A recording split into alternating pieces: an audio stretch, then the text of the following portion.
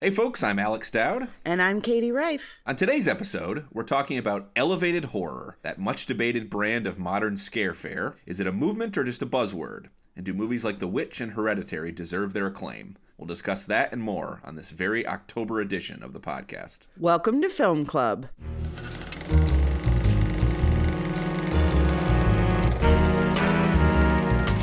So as we mentioned in our intro, it can either pique your interest or get your hackles up. But what exactly does it mean? The term is elevated horror, a controversial concept that arose alongside the boom in horror cinema in the 2010s. To some, it indicates artistry.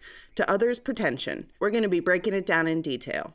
Now, Dowd, given that you and I are quoted in the trailers for films like Raw and Hereditary, I think anyone who reads the AV Club regularly probably already knows where we stand on the question of elevated horror. At the very least, you and I tend to review these films positively. For the most part, yeah. I mean, I have my skepticism about some of them, but on the whole, I think we've been pretty positive with these films, and some would say even kind of big champions of some of them. Yeah, some of them, it's not an automatic stamp of approval if a horror film is quote unquote elevated, but it is something that I tend to go for. And I think that this kind of begs the question of what makes something elevated horror. So what would you say is the down and dirty definition? Just an artsy horror movie? I mean, on the most basic level, I think that's what people are talking about when they talk about elevated horror. I mean, it's a word that came into use over the last maybe 5 years or so, and we're going to talk more about that today and about its origins a little bit. But I think what it comes down to is these are movies that are mostly independent. They are movies that tend to appear on the festival circuit. And they are ones that have enjoyed a level of critical acclaim that horror movies perhaps traditionally do not enjoy. Right. There are movies. I think maybe art is the. It's funny you said arty, but I think that art really is maybe that there are movies that are being taken seriously as art, and of course there have been horror movies in the entire history of the medium that have been taken seriously as art. Right. But, that's the thing. Yeah. So that's one of the many reasons that. There might be some backlash against this distinction at all, but I think that it refers to a certain one could say a certain subgenre of horror movies that have enjoyed the reputation of art films over the last 5 years or so. Yeah, and honestly, I associate this term mostly with production value and cinematography, and that the sort of aesthetic trappings of a film, and I think that it is tied somewhat to the improvements in digital technology and specifically in post-production and color correction and things like that, to where it is more accessible to make a more formally polished movie on a smaller budget. I think there may be some link to that, because when you talk about, there have been artistically made horror movies throughout the history of the medium. But when you look back, it would probably be more studio projects with a little bit of funding behind them, because in the celluloid era, it was more expensive to make a movie look good. That's very true. And I think that there was a line of delineation, perhaps, during the history of horror between horror films that were low budget and horror movies that were banked by studios. And a lot of the time that line was not merely budgetary, but it had to do with the kind of level of grittiness you might see in these films. Yes. And the thing about a lot of these horror movies that have been tagged elevated is that a lot of them are not especially they're not grindhouse movies. No. I mean, although some of them flirt with some of the conventions of that movement too, but a lot of them do have that polish that you're talking about. Yeah. And I think that when you mention grindhouse movies, I think that's another big characteristic of a, so-called elevated horror film. A lot of them tend to be slow burns, Yes, absolutely. There's a lot of deliberate pacing. Yeah. They take their time getting to the scares. We're talking about films like The Witch, The Witch is a classic. Yep. I would put, because I was thinking about this before we recorded the podcast about kind of examples of this. And I think it started around the time of The Witch and the Babadook, and It Follows was around the time that this term really started coming into use.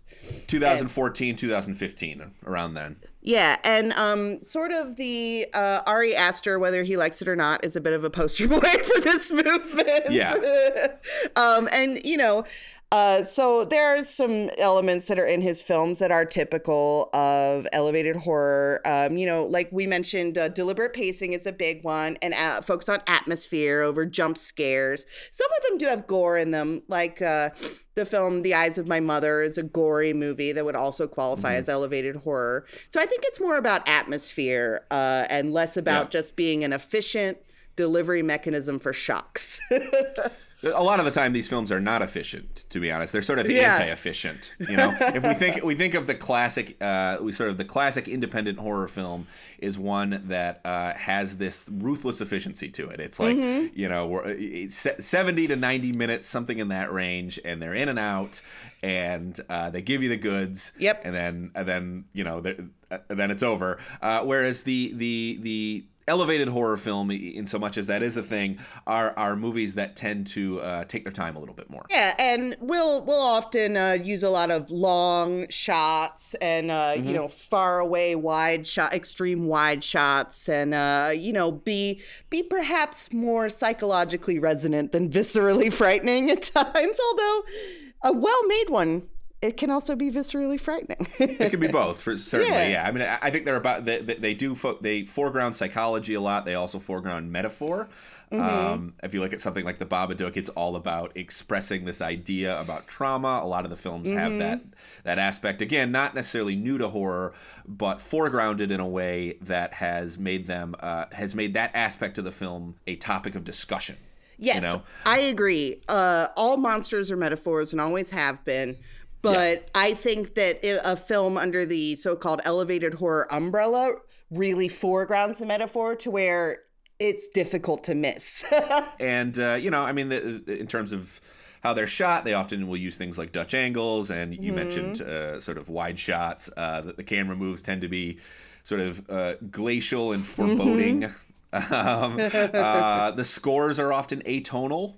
Yes. You get this kind of groaning dread on the soundtrack. Yes, as opposed to the pulsing Carpenter synths that have been very popular in, I guess, more grindhousey horror movies produced over the past 10 years or so. They all have a Carpenter score. And I think that you're kind of hitting on one of the defining characteristics of this movement, or whatever you want to call it. Some would say it's not a movement, which is that I think a lot of these filmmakers are as influenced by Stanley Kubrick as they are by somebody like John Carpenter. I mean, so like a lot of Kubrick's particularly The Shining, of course, but a lot of Kubrick's approach in terms of just often slowing things down, focusing on this sort of thick, impenetrable dread. Like a lot of these movies are offspring of The Shining, wouldn't you say?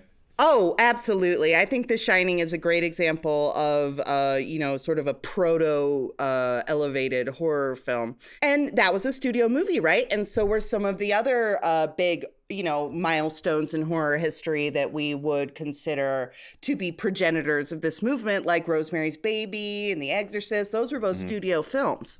Absolutely, yeah. So you're seeing a group of independent filmmakers who are emulating what used to qualify as studio horror in a lot of respects. And the studio horror films that tended to get better reviews than your Friday the 13th and so on. I would argue that there's a lot of Hitchcock in this formula as well, but however, that applies to horror generally, in my opinion, because Carpenter is drawing from Hitchcock too, and Carpenter is such a big influence on, I suppose, the more down and dirty recent filmmakers. Oh, I mean, Carpenter, De Palma. I mean, there's tons of filmmakers, tons of major horror filmmakers over the years have been influenced by Hitchcock. Right. His DNA is in almost all of the genre at this point, I would say. Right. Yeah. And so yeah, like Ari Aster will cite Hitchcock, but so will a lot of other people. It's more Kubrick, like you said, the more glacial deliberateness. Yeah, totally. In terms of its origins, again, I don't think it's hard to pinpoint exactly when people started using this word. Yeah. Calling something elevated horror. But in a little bit of my research, I at least found some theories about where these movies kind of grew out of. There was an article in Vanity Fair called "This Was the Decade Horror Got Elevated" by Laura Bradley, and it suggests that the movement can be traced back to Blumhouse, and the way that sort of changes in philosophy about financing and the way and the profitability of low budget but artist-driven horror, how that kind of changed the paradigm for a lot of filmmakers and for a lot of distributors and studios, and basically over the course of this decade, of this recently elapsed decade, sort of changed the idea that we could make a lot of money off of horror movies that cost basically nothing. You know, I honestly disagree with this assessment, because Blumhouse, a quote-unquote Blumhouse movie, is shorthand for an efficient direct-to-market potboiler. A Blumhouse movie is a potboiler, and that isn't the same thing as an elevated horror film. I would actually put the origins of this, the blame or the thanks, however you want to put it, on the rise of genre film festivals and on the rise of spaces where art house films and horror films were mingling more intimately. I think that's astute in a lot of ways in terms of what they're doing stylistically. I think Bradley's point is that Blumhouse with stuff like the first Paranormal Activity basically proved that you could spend not a ton of money on a horror movie and still make a bundle on it, which opened the door for some filmmakers who are operating in a completely different mode than the ones under the Blumhouse. Although there is some overlap, by the way, because something like Get Out I think is talked about in terms of in terms of elevated horror, and Blumhouse has their name on that one as well. Yeah, that one is less aesthetically elevated horror and more thematically elevated horror, because it foregrounds the metaphor so much. I don't know. I mean, I still feel that Blumhouse is working within a model that has been worked within for a long time. Like New World Pictures was around in the 70s and AIP in the 50s and 60s.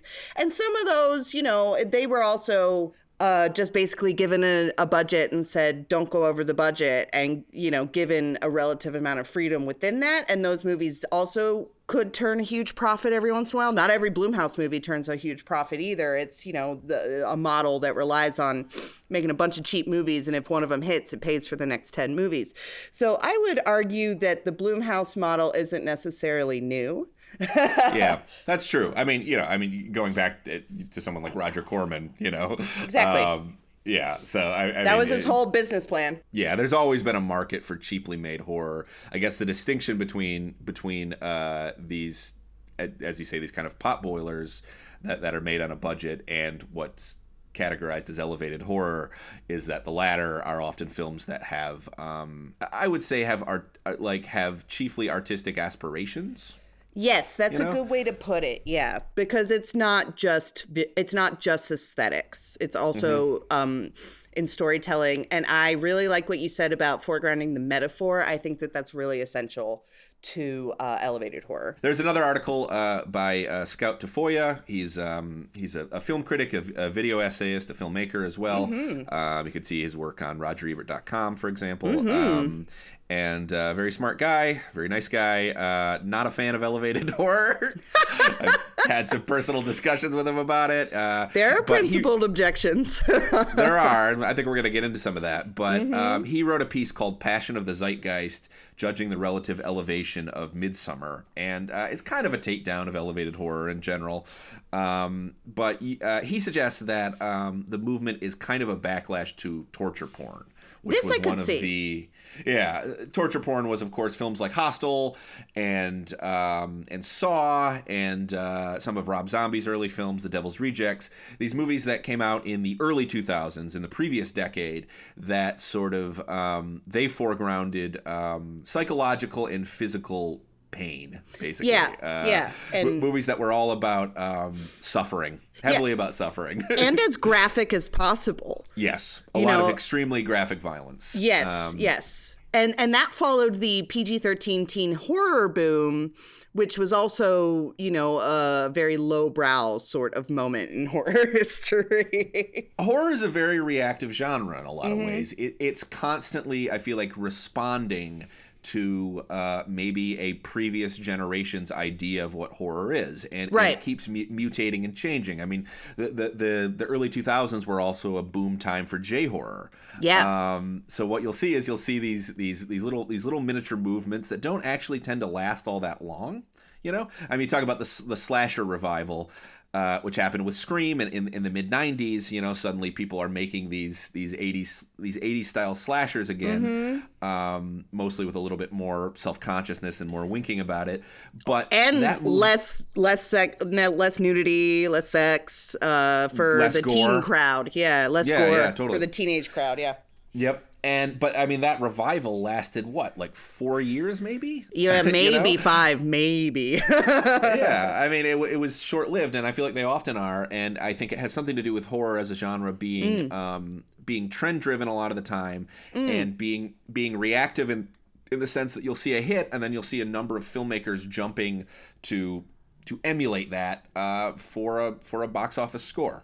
And that speaks to what I was saying about the sort of idea of the genre as business. The business end of the industry, when you get into low budget horror, really comes to the fore. Like you said, you see all these ripoffs and stuff like that, and there is a fair amount of just craven profit motive in horror movies and genre movies that you might not necessarily see in dramas, which are more like, I don't know if you would see a relationship drama that doesn't try to necessarily have a point, but a horror movie can be made that's just a monster running around. It doesn't necessarily have to have any sort of emotional resonance to it.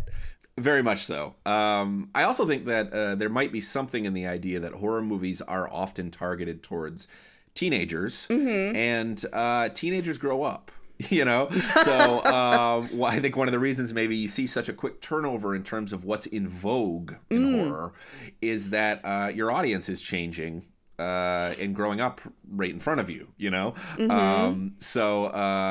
mean, it's hard to think of a horror subgenre that has been in vogue for longer than. I mean, they all come back around again too. Is the other thing. I mean, of course. I mean, like supernatural horror will have its heyday and then kind of go dormant for a little while and then come back.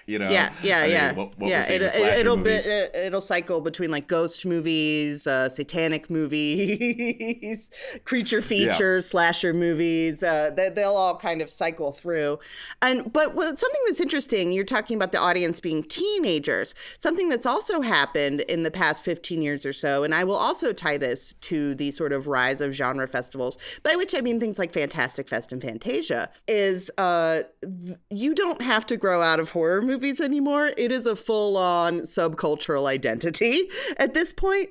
And perhaps that I think that may explain both the rise in elevated horror, because you have more adults who continue to engage with the content, and also the backlash against it because it is a subcultural identity. Big time, yeah. I mean, I think that, I mean, honestly, if you wanted to give elevated horror an alternative name, one that would really piss off horror fans, I think you could call it like adult horror. Yeah. Oh boy, yeah. That would really, really piss off horror fans. And I don't necessarily mean that these films are fundamentally more mature than your average horror movie, but they do seem to be targeting a market that might be actually a little bit older than the average one. Yes, because 100%. They present themselves as art. No, yes, because they exactly. present themselves as serious pieces of work. Yeah, not to condescend to teenagers, but, plenty of teenagers enjoy elevated horror. Some of the biggest, we'll talk more about A24 later, but some of the biggest A24 fans out there are, kids that are teenagers now. But But also, that's not generally what studios think that they like.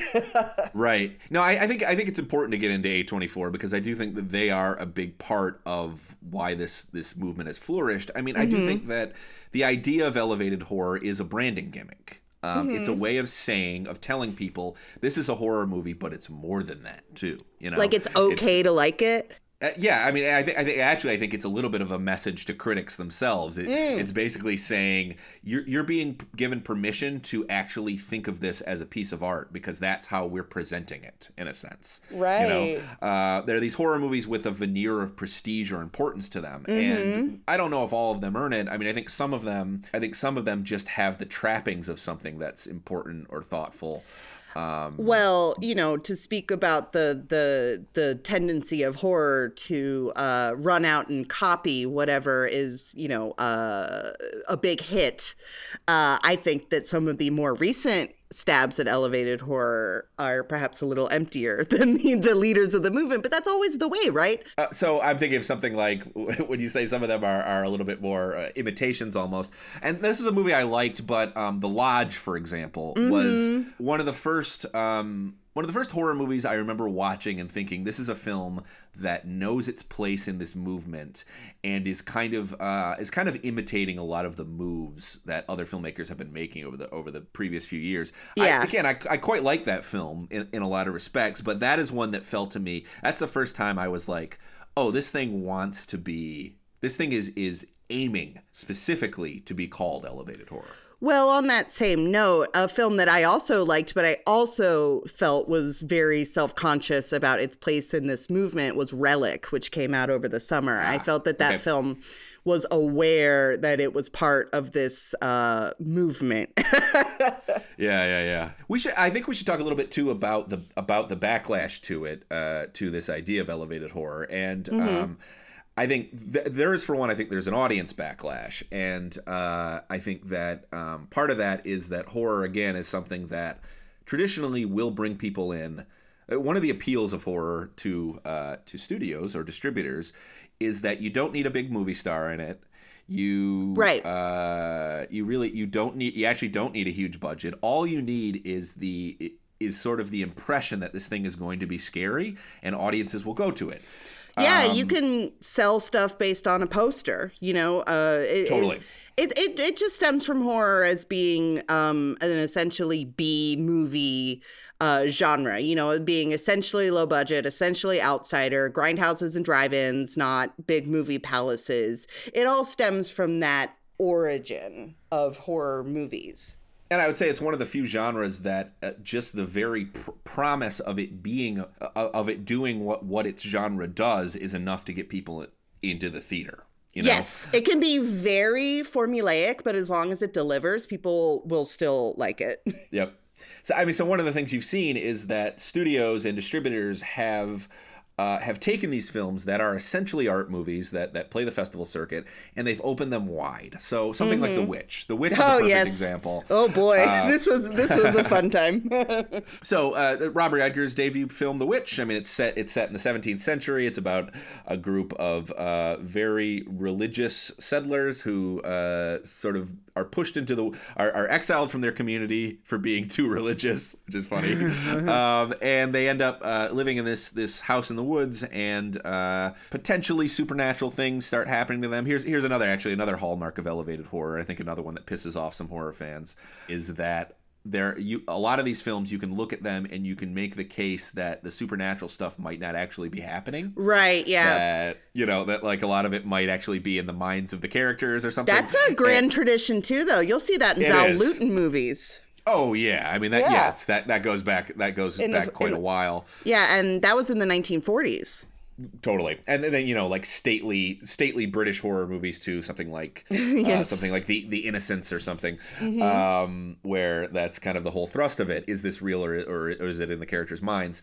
But that's not necessarily something that excites general audiences either. And the thing about The Witch was that, I mean, The Witch is all the dialogue is in this very studiously ancient vernacular. Yeah, It's based on actual transcripts of witch trials. So I think sections of the dialogue are lifted fully from 17th century transcripts. Yeah. Right.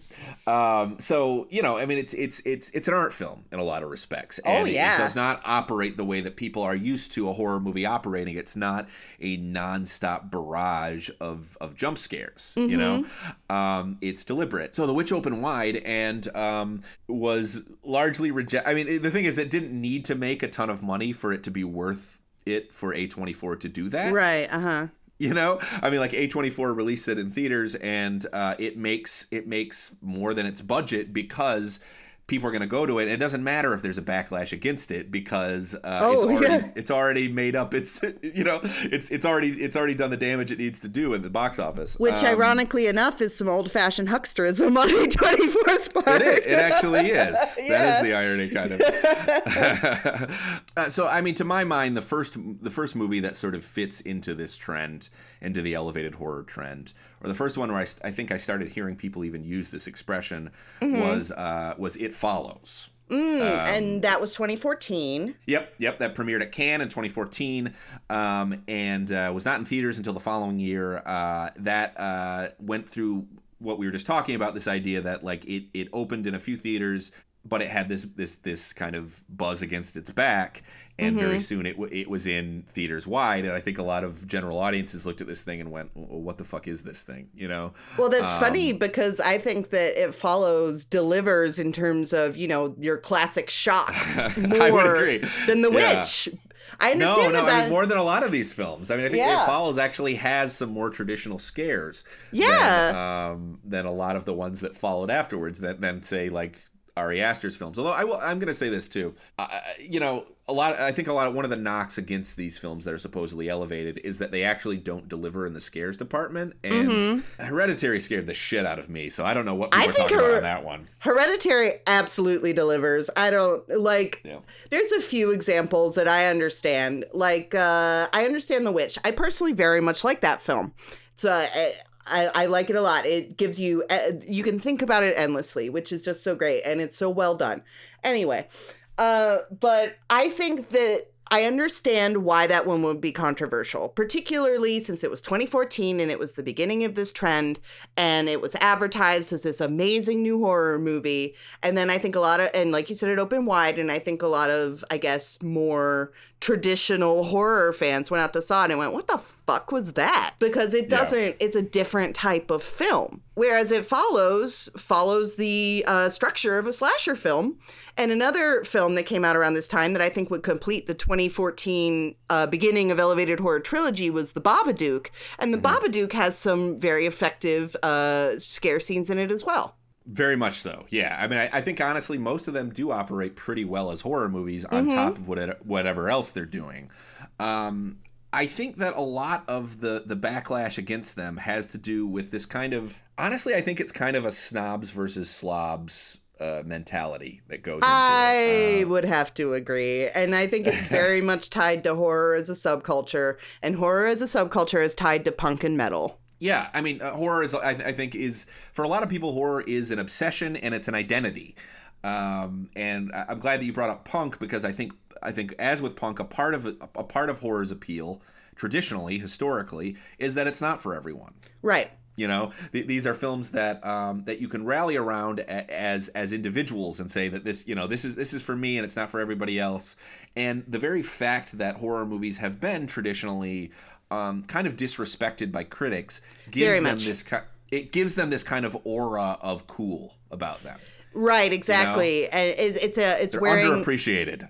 Yeah, it's wearing your outsider status as a badge of honor. It's the kind of thing where you may still see this sometimes, but you used to more often see advertising for horror films that would put bad reviews from critics on the poster or in the trailer. Yeah. You know, just as a thing like, yeah, this isn't for the snobs in New York City. This is for you. You know, you would totally see that kind of marketing more, I think, 20 years ago than you would see now. Well, and critics have been historically, and I do think this has changed, and we'll talk about that too, but critics in the past have been really hard on horror. I mean, you have somebody like Pauline Kael saying that The Exorcist is basically pornography. You have Roger Ebert and Gene Siskel going after Friday the 13th very hard, basically saying that this is irredeemable trash, and anyone who likes it must be some sort of deviant, you know? And they went really far with it too. Gene Siskel, nowadays we would call it doxing, but Gene Siskel published the address of one of the actresses in the movie Silent Night, Deadly Night for people to send her hate mail. Which is just absurd, but... That's too far, but... yeah, definitely. But point is, yeah, they were very, very hard on these movies, and it was rare. Halloween is a horror movie that Siskel and Ebert gave the badge of approval to, but it was quite rare in what many people now look as the heyday of horror in the 70s and 80s for them to be critically respected. Like, for example, in October, Criterion Channel has a whole sidebar, a whole collection of films it's posting called 70s Horror. And a lot of these films are ones that even 10 years ago, if you had told me that It's Alive would be on a Criterion approved release, even on the streaming service, I would not have believed you. Yeah, and I think what you're talking about is a kind of a sea change in film criticism, which I think is actually directly tied to, not to overinflate our own role in this particular movement, but I do think that the way that critics have increasingly embraced horror without shame is tied directly to the success of things of the so-called elevated horror. Yeah, I think it did open the door for people to, forgive the flippant use of a serious thing, but come out of the closet as horror fans a little bit. Yeah. I mean, at this point, I don't even think it's. I mean, what hip critic at this point doesn't like horror? I mean, it's not a thing anymore where you'll see a lot of even mainstream critics. I think now it would be a source of embarrassment if you dismissed this entire genre of film. And and there have always been champions too. I don't want to pretend that there have never been film critics who were hip to horror. I mean, it's actually, horror has always been big in academic circles. So academic criticism has always been pro horror. People like Robin Wood have always been very on board with horror. Somebody like Molly Haskell as well. And there have been people like Dave Keir, who in the Chicago film critic, who in the 70s was praising Halloween and Dawn of the Dead, and there have always been champions. Yeah, and Jay Hoberman from The Village Voice, he wrote a whole book on midnight movies. Which is a related, adjacent sort of phenomenon, but he was a big champion of those. I remember reading his book on midnight movies in high school. Yeah, I think the big change is honestly that it's no longer. I don't think it no longer represents an outsider perspective to dislike horror. I think it's gone very mainstream in criticism, and one would say even among audiences to think of horror as something that's respectable. And I think respectability is the boogeyman for a lot of horror fans, because exactly.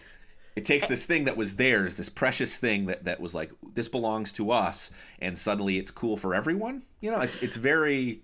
It reminds me a lot of Backlash to punk and metal. Yes, this reminds me so much of when I was a teenager and Good Charlotte and Blink-182 were on top of the charts, and I was just standing there with a scowl on my face, looking at Good Charlotte on the cover of Teen Beat and being like, punk used to be something, even though I was 16 and I didn't know what used to be anything from anything, But it's similar. It's similar to the mainstreaming of punk and metal music, like you said. I mean, you more come from a metal sort of perspective on the thing, but it's similar to that. Oh yeah, and I'll freely admit that I like a band like Deaf Heaven or something.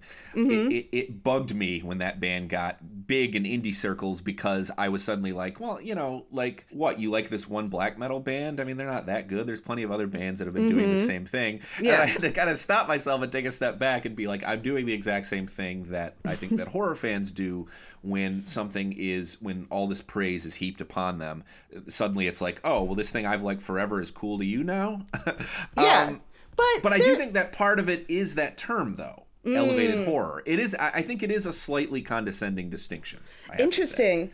I mean, yeah, because what ends up happening is you end up throwing the baby out with bathwater and just refusing to watch any horror movie that has like a slow pace or good cinematography because it is, you know, part of this enemy invading force within your world. Yeah, I mean, it's this defensiveness that you get about it. I mean, the term itself is elevated horror suggests that it's a genre that needs elevation in general. And, that's a great point. Yeah. You know, I mean, any fan of horror can go through the history of the medium, any decade of the medium, and pick out films that were terrific. You know, so this notion that suddenly these filmmakers have come along and they're finally going to save horror from itself, I get the defensiveness towards that idea, and I think that. I sort of am sympathetic to the idea that maybe the whole term is kind of bullshit and kind of speaks to a certain condescension, because I mean, what you'll see sometimes is you will see critics. There are certain critics who have reacted to films like It Follows and The Babadook and The Witch like they are like it's something new and like finally somebody made a good horror movie, you know? And there was a spate of articles about this around 2015-16 that I remember got a lot of hackles up about like, wow, horror is really a thing now. Yeah, I mean, no shit, where you been? Yeah, I mean, there was these as with a lot in culture, there's reactions, and then there's reactions to that. I feel like we got a series of articles that were all about how we're going through a horror renaissance, and then we got a series of Backlash articles that were all about how horror never went anywhere. Where were you? You know, it's always been here. Don't call it a comeback. You know? Absolutely. And this all played out on the internet over the past 5 years or so. Yep. You know, over that time, certain films become flashpoints, you know, starting with The Witch. And then I remember when It Comes at Night came out, that film was very controversial or divisive, I'd say, more than controversial. And then Midsommar is another film. Mm-hmm. I think if you're looking at a more recent example, that's a film that it's like a tribe within a tribe almost, you know, the people who really love Midsommar and the people that think it's elevated horror bullshit. Pretentious trash, yeah. Yeah. I actually think It Comes at Night is a great example of something to talk about, because that is a film that, to my eyes, is kind of borderline, almost not horror in some respects. It's this kind of post-apocalyptic film about survivors after this huge pandemic, so suddenly very timely. And you know, it has all the aesthetic trappings of what we've come to think of as elevated horror. It has a lot of that. It has a lot of that groaning dread, the slow, ominous camera movements. Yes. The pace that's like such a slow burn that you're like waiting for a long time for something to happen. I think the problem with that one was that was A24 trying to sell a film that really is not a horror film at heart, I think. Trying to sell it as horror. I mean, even the title, It Comes at Night, is like, oh shit, what comes at night, you know? Yes, exactly. Well, people waited the whole film for it and were mad. You wait the whole movie for it to show up. So, yeah. So that was one I think that is a great flashpoint in this movement, because that is one that I think really speaks to people's frustrations with elevated horror and its popularity. I think both audiences and horror fans who are like, you know, this shit isn't this isn't our genre. This is something that's like wearing the clothes of a horror movie, but isn't really one. So while I am sympathetic to people who think that the whole term elevated horror is condescending, I agree that people are tossing babies out with the bathwater, because I think what you end up getting is people who are objecting to these films on principle alone. They're just saying, like, this is not what horror is. Like, you get absolutists who are basically like, horror does not fit this mold, so I'm going to reject this. And what you also end up seeing is people sort of gravitating towards, I don't know, what I would describe as like reasonably well made but unremarkable horror films. Something like, you know, you mentioned Midsommar, which came out last summer. right? Yeah, feels like 5 years ago, doesn't it? Gosh, it really does. It was last summer, wasn't it? It was last year, yeah. Isn't that wild? Oh my gosh, that is very wild. So, I mean, that came out last summer, and that was sort of the, that was sort of the big elevated horror movie of last year. And around the same time that came out, this movie called Crawl came out, sort of about a family fighting like oversized alligators in a flooding house in Florida. And from the director of Piranha 3D. Yes, from a notable director, and one who actually was part of the torture porn movement that we were talking about. That's true, French, yes. The French edition of that. That's true. The previous decade. But I felt like people were sort of, Crawl sort of was being hoisted up as this sort of unpretentious alternative. This is what real horror is. It doesn't it doesn't take itself too seriously. It doesn't think of itself as art. It just delivers the thrills. It's like well made and unpretentious. And I just felt like, I mean, honestly, Crawl is a good time, but I do think it's kind of unremarkable. And to me, it kind of feels like culture war shit when you take a movie like that and elevate it, so to speak, simply as sort of a response to what the rest of horror culture is obsessing over. Do you know what I mean? Yeah, it's really interesting thinking about it as a war, because in the larger world, I very much agree that it has become sort of culture war, and I roll my eyes at that as well, because there are spaces where these two sit very comfortably side by side, and I think that these spaces played a role in this, in the rise of elevated horror, and that's a place like Fantastic Fest. Specifically at that festival played Tony Erdmann, which is a wry, almost 3 hours, German relationship comedy. And it also played a movie called The Pool, which was about a guy fighting an alligator in a pool. And people loved both of them at that festival. Right. And I think that specific little corner of the genre world, I think, played a big part in raising these things up, because people don't really make the distinction. I actually think that's a really healthy approach to the genre, to be honest, because I think there's room for both of these things. Yeah, I do too.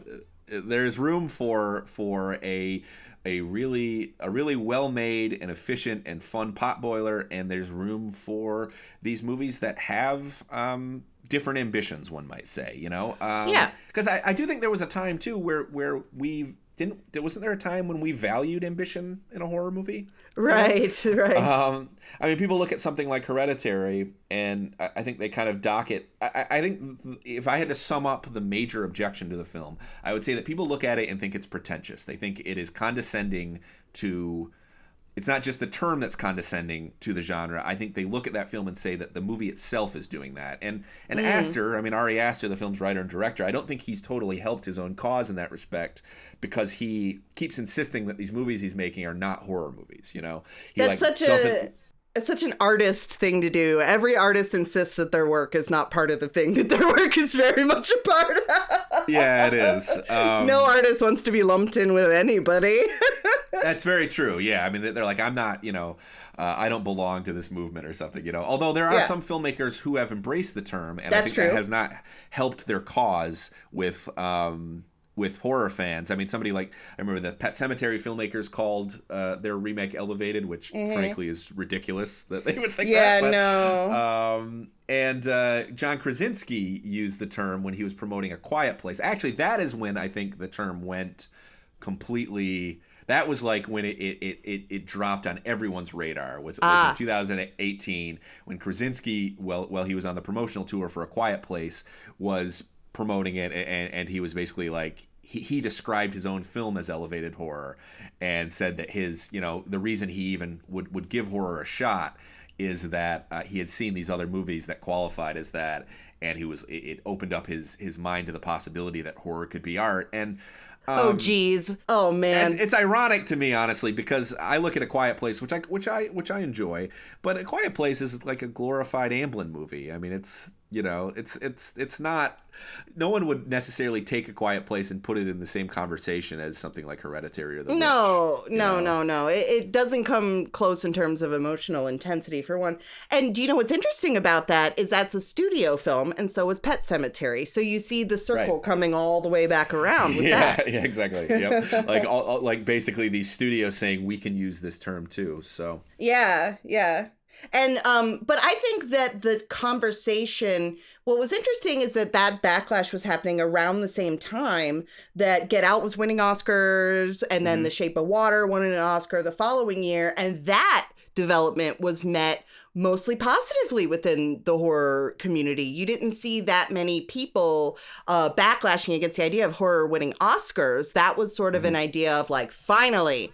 But you did see more backlash with critics and what you're saying, the accusations of pretension. Yeah, I think it's all just part of the growing pains of horror going mainstream in the way that it has. I mean, I should say, maybe that's the wrong way to put it, honestly, because horror has always been mainstream in the sense that horror has always been popular. I think more the sense that horror has gone respectable in the last decade. Respectable is the word I would use, yes. Yeah, with critics and you know, you're seeing increasingly horror films show up on top 10 lists at the end of the year, and that sea change we were talking about in criticism. I do think though that's something that was happening already, and that these elevated horror films have sort of been the recipients of something that was happening in the culture and that was happening in criticism, which is the increased respect for horror as kind of a given. Honestly. Well, I mean, that's such an interesting way to think about it, because I'm thinking about horror films as a flashpoint, which is something that has gone on for such a long time, except they used to be flashpoints for concerns about violence in the media and not concerns about becoming too respectable. It's a mirror image of the picket lines against slasher movies in the 80s in its way. Yeah, it is. Only now it's the slasher fans who are picketing. Yeah. All right. So, well, let's say if somebody is not familiar with these films, somebody listening and wants to get into them, what do you think give me two that you think are among the best of elevated horror, that make the best case for this? Again, this may be dubious movement and this may be unnecessary term, but films that have fallen under that umbrella that you think are worthwhile and that make the best case for it. I think The Witch, because it makes a great case for just the container of elevated horror, or the good in the concept, which is expanding the boundaries of the storytelling.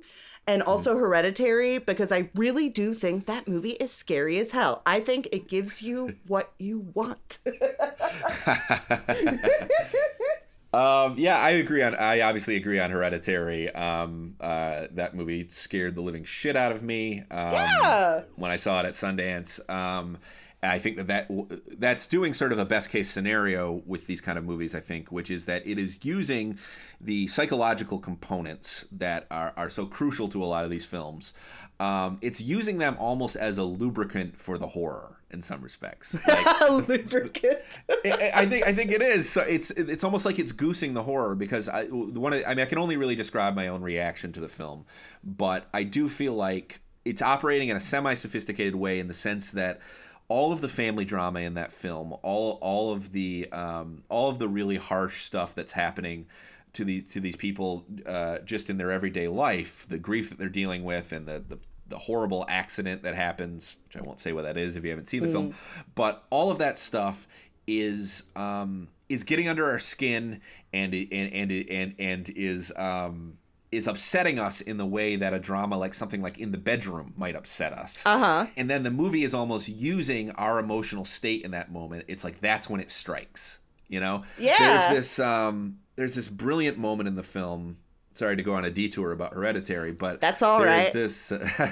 I think there's this brilliant moment in the film where Toni Collette has this conversation with Ann Dowd's character. this other woman she's met in her grief counseling meetings that she goes to, and she's having this conversation, and Ann Dowd's character completely disarms her in the moment with this offhand comment. She says, I think she says this death was not your fault, basically, and it completely disarms Toni Collette's character, and it's just a weirdly frank and unsettling moment of direct emotional connection. Yeah. And we're unsettled by it, and then not 30 seconds later, the movie gives us a jump scare where she's driving home, and we hear that cluck, that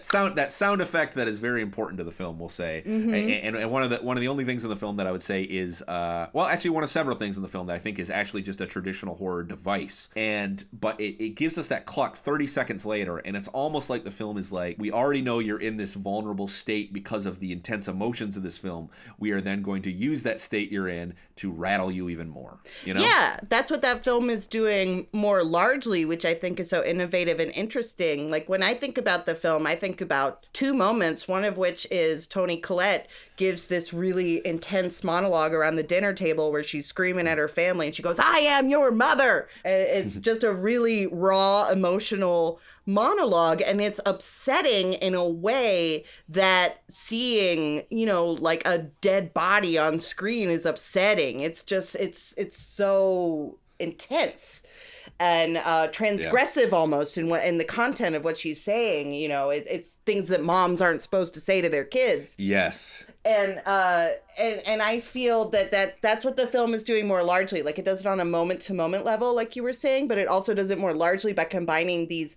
transgressive emotions with transgressive imagery. Yeah, I would agree. Yeah, good movie, Hereditary. What can we say?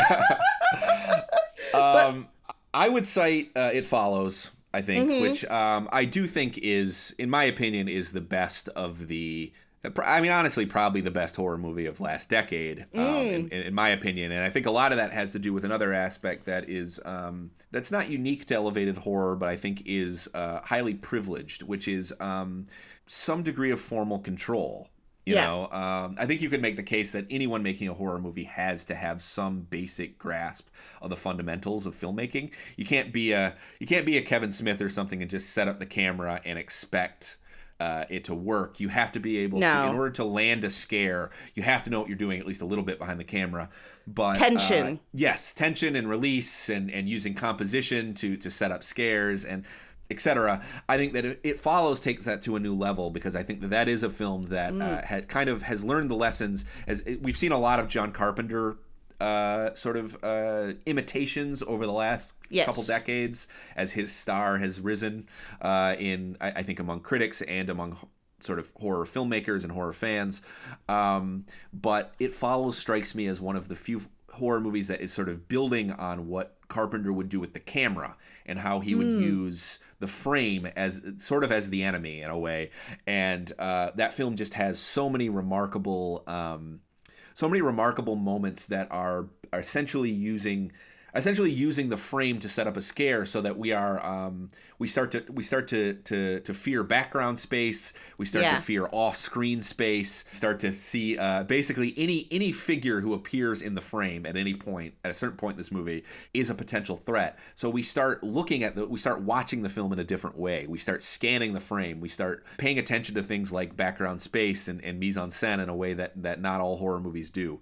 And you know what? But isn't that one of the great pleasures of a horror movie? Yelling, "Don't go in the basement." That's one of the most fun parts of a horror movie, I think. It is. This is like, don't walk towards another person. Yeah, never go anywhere. Holy shit, it's another pandemic horror movie. It Follows, because it's this thing that spreads and you can't go near people. And if someone's coming close, the danger is coming close to you. The only other thing I would cite is the work of Oz Perkins. That's a great one to bring up. Yeah, and I don't think his films have received quite as much acclaim as some of these other ones we're talking about. He is obviously Anthony Perkins' son. Anthony Perkins played Norman Bates very famously in Psycho. And he has made 3 films, and I think they're all pretty worthwhile. But his first one is called The Blackcoat's Daughter, originally titled February when it was on the festival circuit. That's the best one in my opinion. I agree. I do think that's the best one. But I like his follow-up feature as well, which is I Am the Pretty Thing That Lives in the House. And he obviously made Gretel and Hansel this year. Came out in January.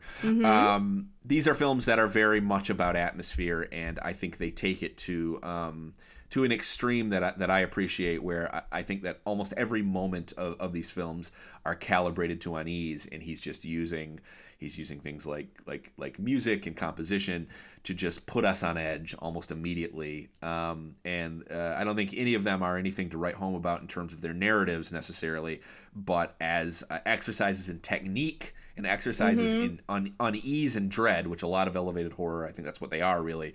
I think they're pretty peerless. Yeah. And while you were talking about Hereditary, I thought of something that I think is important to bring to this conversation, and maybe the key to like truly enjoying these films. You saw Hereditary at Sundance. You were one of the very first people to see it at its world premiere, and you didn't know what was coming. I think hype can be especially lethal to a elevated horror movie, because a lot of times when there's a divisive reaction, it's because critics see things early at festivals and they don't really know what they're in for, and then they see something that's really surprising like Hereditary and they are just over the moon about it, because critics see a lot of movies, so you tend to be bored by a movie a little more easily, or you see the strings being pulled a little more, I guess, simply through sheer volume of the movies you see. So when you see something surprising like that at a festival early on, you're like, holy shit. But the hype can end up hurting the film on general release, I think, especially this type of movie. I completely agree, and I actually feel a little guilty about my reaction, because I went home after I watched Hereditary and just like dashed out my reactions to it because I was so excited by it and so freaked out by it. I was just chasing that feeling, and this is going to sound like a humble brag, I guess, but they ended up using something that I wrote in that piece as a pull quote for the trailer. And I felt like this notion that Hereditary was this ultimate fear experience, which was for me a very personal reaction to it that I tried to put on paper, that became this, that became kind of critical to its reputation before it was being seen by a lot of people. So I know I experienced this even on a personal level with people I recommended it to, people being like, that wasn't the scariest movie ever, Yeah. So I think it's a particular threat that horror faces, where if you go into something expecting, it happened with the Blair Witch Project, I think, honestly. If you go into something expecting this raw, unprecedented gauntlet of terror, and the movie doesn't deliver for you personally, it's going to be a disappointment. And Absolutely. Because then you're walking in with your muscles already tensed up, ready for it, and you need to be surprised. Yeah, and I think that's heightened with things like elevated horror, which I do think the genre in general privileges a different kind of scare than some of its predecessors. It's not something like The Conjuring, where it's going to be constantly hitting you with constantly hitting your nerve endings, and like getting you jumping out of your seat. These are films that you sort of have to, in general, sort of envelop you, and some do it better than others, but I think the resistance to them, comes at least partially from people being disappointed that they didn't deliver in the scare department. That's all we've got for you this week. Spooky season is upon us, so we'll be talking about horror movies all throughout the month of October. In the meantime, please be sure to rate, review, and subscribe to Film Club wherever you get your podcasts. This week's episode of Film Club was hosted by me, Alex Dowd, and by Katie Rife. It was produced and edited by Carl Blumberg. Our sound mixer and finishing editor is Seth Hafer, and our motion graphics designer is Julie Mullins. See you next week when we'll have a brand new episode. Thanks. Ooh.